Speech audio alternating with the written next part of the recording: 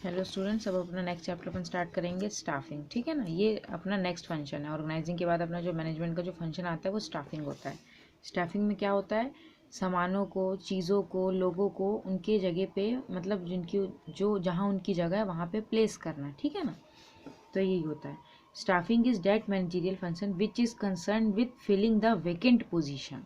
खाली जगह को फिल करना है in an enterprise with capable and right person, capable और right person. In other words, appointing a competent person according to the post is called if staffing। मतलब वो person की जो एलिजिबिलिटी है, जिस पोस्ट के लिए वो एलिजिबल है, उस पोस्ट पे उसको अपॉइंट करना। ठीक है ना, इसका मतलब होता है स्टाफिंग का। और अदर लैंग्वेज में डेफिनेशन में देखा जाए तो the staffing function pertains to be ये वाला करना। ठीक है ना, the staffing function pertains to the recruitment, selection, development, training and compensation of subordinate managers. ठीक है ना, एक डेफिनेशन काफ़ी है इसकी। और अदर डेफिनेशन देखा जाए तो staffing is that function of management in which various position of an organisation are filled through this function human resources of an enterprise are acquired, trained and effective utilisation. वही points है। ठीक है ना, अब staffing की खासियत क्या होती है, क्या कैरेक्टरिस्टिक्स होते हैं। ठीक है ना, फर्स्ट क्या है, a part of managerial function. सबसे पहले ये एक मैनेजरियल फंक्शन का पार्ट है ये। It is an important part of managerial function like planning, organising, directing and controlling की तरह ही ये भी एक पार्ट है। ठीक है ना, सेपरेट मैनेजर, इसके यहाँ तक करना। उसके बाद कंटिन्यूस एक्टिविटी होती है ये। स्टाफिंग कंटिन्यूस क्यों होती है, क्योंकि एक बार आपने लोगों को आपने भर्ती कर ली, फिर क्या आपको ज़रूरत नहीं पड़ेगी, क्योंकि कई लोग आते रहते हैं, जाते रहते हैं। और नए नए लोगों को आपको रखने से आपको ही फ़ायदा है, क्योंकि नए लोग आते हैं तो नए इनोवेटिव रहते हैं, है ना, नए आइडियाज़ रहते हैं, एडवांस रहते हैं, इसलिए कंटिन्यूस एक्टिविटी होती है। Staffing is continuous nature, there is always scope for improvement in it. ठीक है ना, फिर नेक्स्ट क्या है, needed at all managerial level. हर मैनेजरियल लेवल पे ज़रूरत पड़ती है स्टाफिंग की।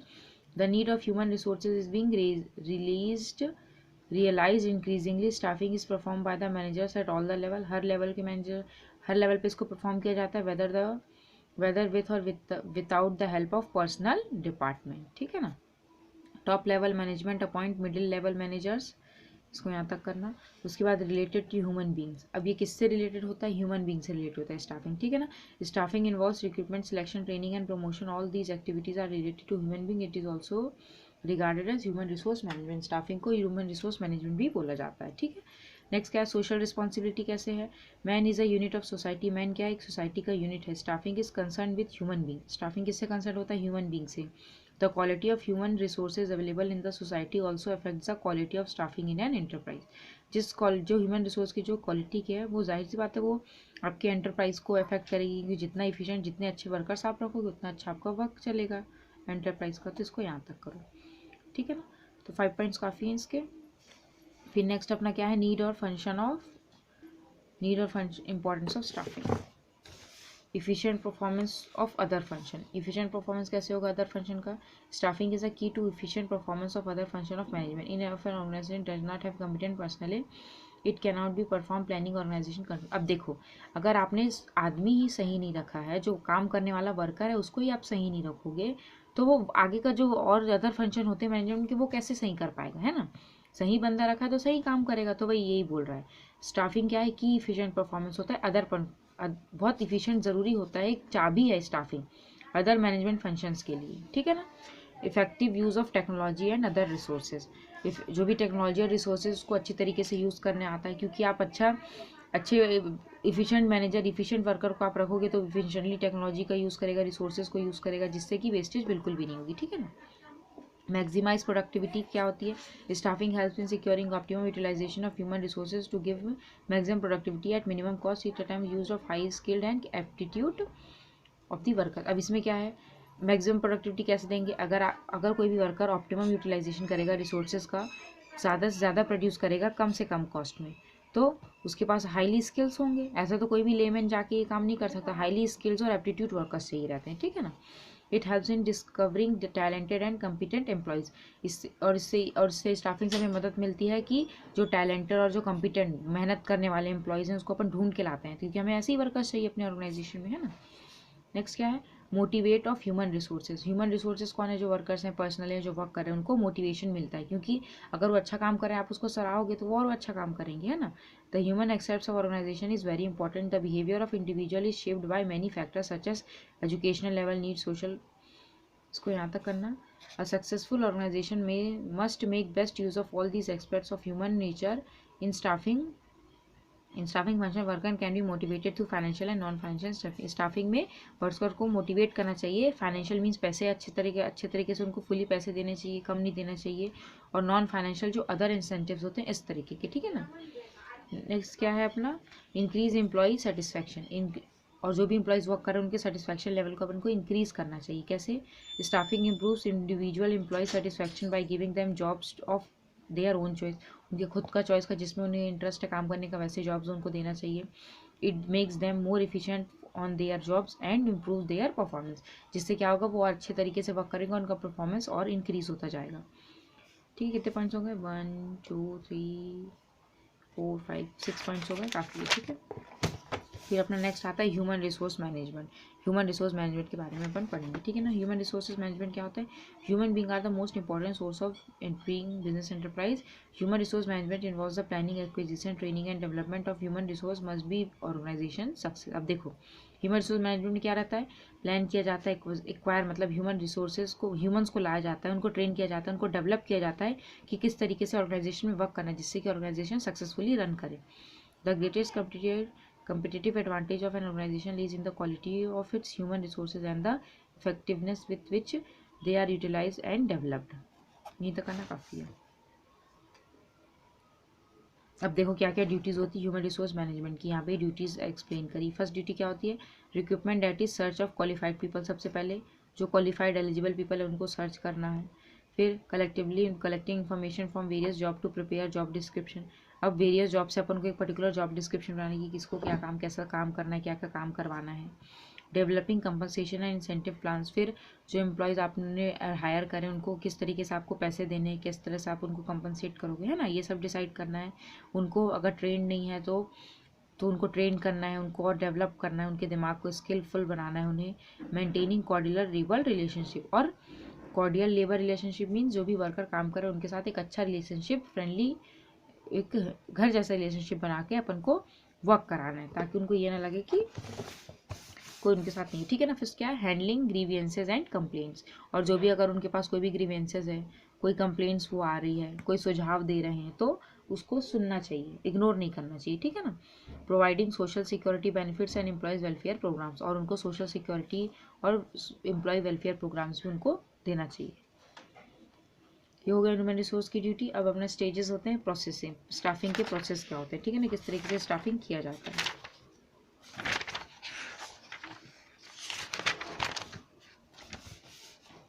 फर्स्ट अपना प्रोसेस है मैन पावर प्लानिंग। सबसे पहले मैन पावर प्लानिंग में क्या आता है? The first step of start. देखो ये स्टेप है, प्रोसेस है, तो लाइन बाय लाइन लिखना है आपको, ऊपर नीचे नहीं करना, लाइन से लिखोगे। The first step of staffing is to estimate the size and structure of the staff. सबसे पहले आपको साइज और स्ट्रक्चर निकालना है कि आप कितने मेंबर्स रखना है, स्टाफ रखना है। Manpower planning is the process by which an organisation ensure that it has the right type of people. Manpower planning में क्या होता है? आपको ये प्लान करना है कि आपको सही तरीके के लोग रखने हैं ना, जो अच्छे से काम करें, एट द राइट प्लेस, सही तरीके के होना चाहिए, सही जगह पे होने चाहिए, and at the right time doing the things for which they are economically most useful. समझ में आया? सही पीपल सही जगह पे सही काम कर रहे हों। नेक्स्ट रिक्रूटमेंट में क्या होता है? रिक्रूटमेंट मतलब हायर करना, रिक्रूट करना। Recruitment refers to the identification of sources for the manpower ability and making two efforts to secure applicants for various jobs position in the organization। अब जैसे कोई एक कंपनी है जहाँ पे 3-4 पोस्टेस खाली हैं, तो उस पोस्टेस में आप रिक्रूटमेंट कर रहे हो, उनको हायर करके रिक्रूट कर रहे हो, उसको बोलता है रिक्रूटमेंट करना। उस पोस्ट को आप फिल करना, उसको रिक्रूटमेंट बोलते हैं, ठीक है ना। तो आइडेंटिफाई करोगे पर्सनस को, उनको फिर एप्लीकेंट्स होंगे वो, ठीक है ना, जो एप्लीकेशन देंगे वो एप्लीकेंट्स है, फिर उनको वेरियस उनके अकॉर्डिंग उनके जॉब्स को उनको आप जॉब्स दोगे, ठीक है ना, उनकी एलिजिबिलिटी के अकॉर्डिंग। फिर यहाँ तो अपन ने रिक्रूट किया, ठीक है ना। अब अपन यहाँ पे क्या इस प्रोसेस में क्या आता है? सिलेक्शन करेंगे। अपन ने लोगों को एप्लीकेशन बुलाई, एप्लीकेंट्स मांगे, ठीक है ना, एप्लीकेशन आई, अब उसमें से अपन सिलेक्शन करेंगे कि किसको रखना है, किसको नहीं रखना है। It is the process of choosing and appointing the right candidates for various jobs position in the organisation. Right candidate choose करना है जॉब पोजिशन देने के लिए, ठीक है ना। Several steps are involved in the process of selection employees. These steps include preliminary screening. Preliminary screening मतलब सबसे पहले उनको देखना, छोटे मोटे जो इंटरव्यू होते हैं ना, एप्लीकेशन फिल कराना, रिटन टेस्ट लेना, interview, medical examination, checking references and issuing letter of appointment. उसके बाद फिर लास्ट में अपॉइंटमेंट लेटर दिया जाता है, ठीक है ना। इसके स्टेप्स होते हैं सिलेक्शन के भी, ठीक है ना। फिर नेक्स्ट क्या आता है, प्लेसमेंट। अब उनको सिलेक्शन हो गया उनका, अब उनको जगह देंगे कि कहाँ वो वर्क करेंगे। It implies putting the selected candidate on right job. जिस कैंडिडेट को सिलेक्ट किया उसको सही जगह पे पुट करना है, उसको सही काम देना है। An appropriate job is assign to each selected person. जो भी पर्सन को सिलेक्ट किया उसके अकॉर्डिंग उनको जॉब देना है। After the selection selected candidate joins the organisation, they are placed and on appropriate job, उनको दे दिया, ठीक है ना। फिर नेक्स्ट क्या है, ओरिएंटेशन। ओरिएंटेशन में क्या होता है, it is the process of introducing and familiarising newly appointed candidate with their jobs, work group and the organisation so that they may feel at home in the new environment. अब देखो क्या बोल रहा है, ओरिएंटेशन का मतलब ये होता है जो नए वर्कर्स आए, आपने देखा होगा जो नए वर्कर्स आते हैं उसको थोड़ा घुमाया जाता है, आपके ऑफिस ऑर्गेनाइजेशन में घुमाया जाता है, लोगों से मिलवाया जाता है, फ्रेंडली एक बिहेवियर, एक एनवायरमेंट, फ्रेंडली एनवायरमेंट क्रिएट किया जाता है जिससे कि उसको बिल्कुल होम जैसा फील हो, है ना, बिल्कुल उसको अजनबी टाइप का ना लगे। Training and development. और अगर आपने जिसको हायर किया है उसको में कुछ कमी है, आपने नई टेक्नोलॉजी लाई है जिसके बारे में पता नहीं है, तो आप उनको ट्रेनिंग और डेवलपमेंट प्रोग्राम्स भी दे सकते हैं। Every organisation has some special jobs that need certain specialised skills. The staff appointment has to train and their existing ability have to be develop. उनको ट्रेन करके उनकी एग्जिस्टिंग एबिलिटी और उसको अच्छे से डेवलप करना है, ठीक है ना। फिर रेम्यूनरेशन। रेम्यूनरेशन मतलब जो वो वर्क कर रहे हैं उसके लिए उनको भुगतान देना है अपन को, ठीक है ना। It refers to fixing the wages, salaries and other monetary benefits for the employees. Performance evaluation में क्या होता है, it employees periodic measurement and assessment of the behaviour and performance of employees at work. अब performance evaluation में जिसको भी आपने job दिया है उसके बारे में उसका परफॉर्मेंस देखना है आपको कि किस तरीके से वो वर्क कर रहा है, कैसे वर्क कर रहा है, ठीक है ना। पीरियोडिकली आपको मेजर करना है सही से वर्क कर रहा है कि नहीं कर रहा है। प्रमोशन एंड ट्रांसफर, और प्रमोशन भी करना है, आप ट्रांसफर भी कर सकते ताकि वो मोटिवेट हो। It refers to moving the employees to position higher responsibility, मतलब प्रमोशन मतलब क्या होता है, और बड़ी पोस्ट देना, हायर रिस्पॉन्सिबिलिटी देना, और similar position in other work unit. और ट्रांसफर का मतलब होता है जो काम इस यूनिट में कर रहा है वही काम वो दूसरे यूनिट में करेगा, मीन्स ट्रांसफर हो जाएगा, ठीक है। इस तरह के अपन को उनको मोटिवेट करने के लिए देना चाहिए। अब एलिमेंट्स क्या होते हैं स्टाफिंग के, फर्स्ट एलिमेंट होता है रिक्रूटमेंट, सिलेक्शन, ट्रेनिंग। पहले अपन देखेंगे रिक्रूटमेंट क्या होता है, ठीक है ना। ये देखो एलिमेंट्स ऑफ स्टार्टिंग में ये दिया है। Recruitment is the process of searching for interested person and stimulating and encouraging them to apply for jobs in an organisation. अब इसमें क्या बोला, रिक्रूटमेंट मतलब क्या होता है, इंटरेस्टेड पर्सन को सर्च करना और उनको उकसाना, मतलब उनको बोलना, है ना, उनको अपॉर्चुनिटीज देना कि आओ आप हमारे जॉब के लिए अप्लाई करो। The objects of recruitment is to secure the applicants in sufficient number. Secure मतलब इकट्ठा करना एप्लीकेंट्स को, है ना, एप्लीकेंट्स को इकट्ठा करना। रिक्रूटमेंट भी क्या होता है, कंटिन्यूस प्रोसेस होता है through which supply of need staff is maintain. जिससे कि देखो सब स्टाफ क्या रहता है, वर्कर्स आते रहते हैं जाते रहते हैं, रिक्रूटमेंट आप करते जाओगे तो कंटिन्यूस फ्लो इसका बना रहेगा। It is the first step of the process selecting, ये फर्स्ट स्टेप, ठीक है, प्रोसेस सिलेक्टिंग का। And required staff determine the man power planning. उसके बाद रिक्रूटमेंट पॉलिसी में क्या आता है, रिक्रूटमेंट बाय टॉप मैनेजमेंट। इसको देखो कोई भी नहीं करता, जो टॉप मैनेजमेंट होते हैं ना वो इसको, टॉप लेवल मैनेजमेंट जो होती है वो रिक्रूटमेंट करती है। Recruitment by of staff should be done by the top management. Recruitment policy should have their approval, उनकी अप्रूवल मिलना चाहिए। फिर नेक्स्ट क्या है, नीड बेस्ड में the policy should be able to fulfil the present and future needs of the organisation in terms of quality and quantity. देखो जो policy होनी चाहिए वो प्रेजेंट के साथ साथ फ्यूचर की भी नीड्स को फुलफिल करे ऑर्गेनाइजेशन की, ठीक है ना, क्वालिटेटिव टर्म में भी और क्वांटिटेटिव टर्म में भी। यूज ऑफ बोथ सोर्सेज में, a proper recruitment policy should make use of both internal external source of recruitment. और आपको प्रॉपर रिक्रूटमेंट पॉलिसी बनानी जिससे कि इंटरनल एक्सटर्नल सोर्स जो है उसका फुलफिलमेंट हो, ठीक है, बाहर भी आप वो यूज़ कर सकते हैं और अंदर के लिए भी। Complaints to government regulation. A recruitment policy can only be successful if it is made keeping in mind the government regulation as well. आप रिक्रूटमेंट भी करोगे तो गवर्नमेंट ने जो रूल्स एंड रेगुलेशन बनाए उसके अकॉर्डिंग आप करेंगे, ठीक है ना। फ्लेक्सिबिलिटी में क्या है, very frequently changes in recruitment policy is not good. Frequent changes, देखो बार बार रिक्रूटमेंट नहीं करना चाहिए, is not good, even good policy should leave scope for reasonable modification when necessary. Clarity of rules और रेगुलेशन जो procedure है वो बिल्कुल clear होने चाहिए, ठीक है ना। Impartial means the policy of recruitment should not be based of sweets favouritism for any sex और सेक्शन और टू फ्रेंड्स और रिलेटिव्स और मैनेजर। अब इसमें इम्पार्शियल नहीं करना है, भेदभाव किसी नहीं करना है, सबको बराबर महत्व दे दिए, सबको बराबर ट्रीट करना है, ठीक है ना। इस तरीके से आपको रिक्रूट करना है। आपको सिर्फ उसकी एलिजिबिलिटी देखनी, काम करने की क्षमता देखनी है बस, और उसके अलावा आपको कुछ नहीं देखना है, ठीक है ना। सोर्स ऑफ रिक्रूटमेंट, अब कहाँ से रिक्रूट किया जाता है, ठीक है ना। सोर्सेज, कहाँ से आप एम्प्लॉयज़ लेके आते हैं। देखो, पहला सोर्स होता है इंटरनल सोर्स, फिर नेक्स्ट अपना होता है एक्सटर्नल सोर्स। इंटरनल सोर्स में क्या होता है, आपके ऑर्गेनाइजेशन के अंदर ही जो काम कर रहे हैं उसी को आप रिक्रूट करते हो। मतलब एक जॉब, एक पोस्ट से दूसरा पोस्ट आप उनको देते हो, है ना। जो आपके ऑर्गेनाइजेशन में वर्क कर रहे हैं उन्हीं से, बाहर से आप नहीं ला रहे हो workers. Under internal source recruitment is made from within the organisation, लिखा है ना, within the organisation, organisation के अंदर से ही वर्कर पर्सन को लेके आना। The existing employees on his her own behalf can also apply for vacancy created. Many firm practice the policy of internal recruitment. Internal source of recruitment are as follows. अब देखो, internal recruitment जब होता है तो क्या इसमें होते हैं, ठीक है ना। फर्स्ट, प्रमोशन तो मैं पहले ही बता चुकी हूँ, मतलब जो वर्कर काम कर रहा है उसको हायर पोस्ट देना, प्रमोशन करना उसका, तो अंदर से ही आपने फिल किया है। In this form of internal recruitment post vacant at middle level और higher level are filled by promoting an employee from lower level. Lower level से उसको प्रमोट करना है मिडिल और टॉप लेवल पे, हायर लेवल पे उसको भेजा जाता है, ठीक है ना। Promotion involve shifting of an employees to a position which is higher and better in terms of status. Higher और बेटर होता है स्टेटस, रिस्पॉन्सिबिलिटी, फैसिलिटी और सैलरी के टर्म में, ठीक है ना। अब ट्रांसफर तो क्या होता है, this form of recruitment involve shifting an employee from one job to another. मतलब शिफ्ट करना है, लेवल सेम रहेगा, सैलरी सेम रहेगी, उसका जो रिस्पॉन्सिबिलिटी है सब सेम रहेगा, बस एक जगह से दूसरी जगह जाएगा उसी ऑर्गेनाइजेशन के अंदर। उसके कई ब्रांचेस होंगे, तो भोपाल के ब्रांचेस को हर से हटा के उसको इंदौर के ब्रांच में भेज दिया उसी पोस्ट में, ठीक है ना। इस तरह का ट्रांसफर, इसमें without change in responsibility, salary and status सब सेम रहेगा, ठीक है ना। एडजस्टमेंट ऑफ एडिशनल एम्प्लॉयज में क्या होता है, the adjustment of staff is done from an overstaffed department to an understaffed department. Utilise human resources. देखो, अब इसमें एडजस्ट कैसे किया जाता है एम्प्लॉयज़ को, जहाँ पे बहुत ज़्यादा स्टाफ है वहाँ से स्टाफ को हटा के जहाँ पे कम स्टाफ है वहाँ पे रख दिया जाता है, जिससे क्या होता है, ह्यूमन रिसोर्स को इफिशिएंटली तरीके से यूज़ किया जाता है। एग्जाम्पल दिया है, bank follow this method sometime.